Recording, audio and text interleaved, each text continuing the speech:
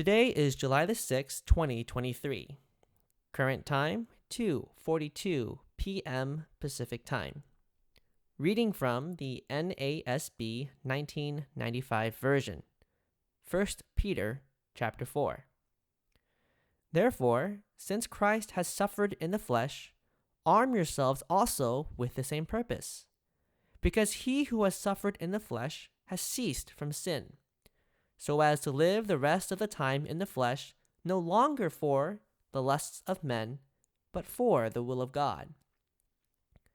For the time already past is sufficient for you to have carried out the desire of the Gentiles, having pursued a course of sensuality, lusts, drunkenness, carousing, drinking parties, and abominable idolatries.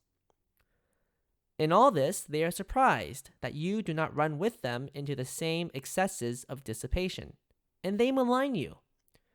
But they will give account to him who is ready to judge the living and the dead. For the gospel has for this purpose been preached even to those who are dead, that though they are judged in the flesh as men, they may live in the spirit according to the will of God. The end of all things is near. Therefore, be of sound judgment and sober spirit for the purpose of prayer.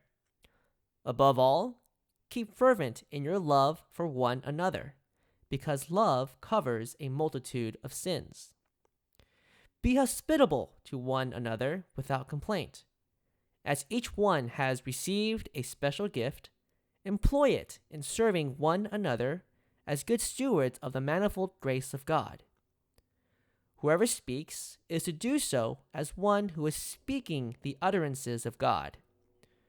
Whoever serves is to do so as one who is serving by the strength which God supplies, so that in all things God may be glorified through Jesus Christ, to whom belongs the glory and dominion forever and ever. Amen.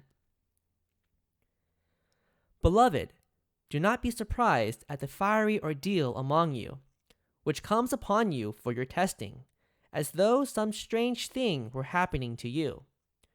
But to the degree that you share the sufferings of Christ, keep on rejoicing, so that also at the revelation of his glory you may rejoice with exultation. If you are reviled for the name of Christ, you are blessed, because the Spirit of glory and of God rests on you. Make sure that none of you suffers as a murderer or thief or evildoer or a troublesome meddler.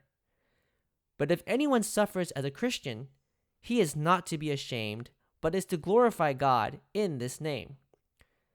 For it is time for judgment to begin with the household of God. And if it begins with us first, what will be the outcome for those who do not obey the gospel of God?